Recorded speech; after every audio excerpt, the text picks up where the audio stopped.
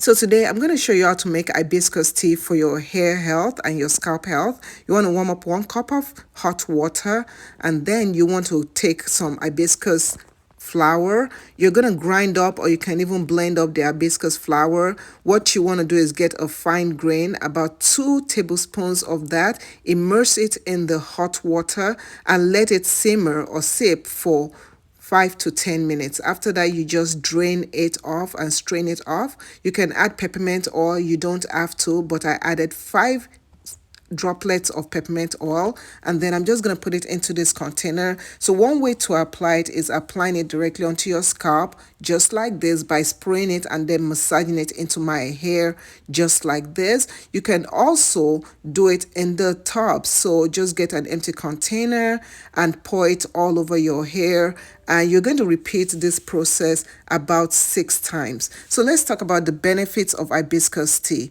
Hibiscus tea is rich in vitamin C. It will help with the production of collagen, which helps healthy hair growth. It is also rich in amino acid, which helps to nourish, strengthen your hair. It also helps to keep your hair healthy and shiny. It can also condition your hair, prevent dryness, frizziness, breakage. So if you have colored hair, like if your hair is blonde, then you don't want to use hibiscus tea in your hair because it's going to change the color of your hair.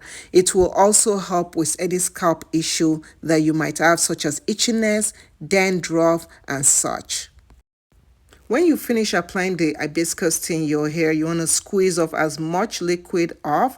Then you can just grab a plastic cap, a shower cap, a deep conditioning cap, and cover your hair for at least 30 minutes or even a couple of hours.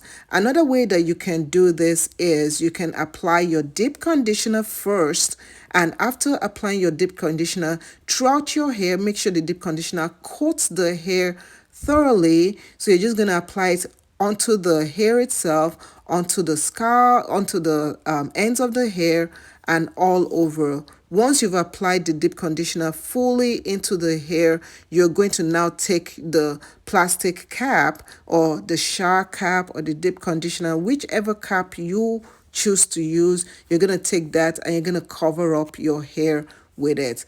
Now, this can be left in your hair for 30 minutes or a couple of hours. Once that time has gone, all you just do is just rinse off your hair, and that is it. That's all you have to do.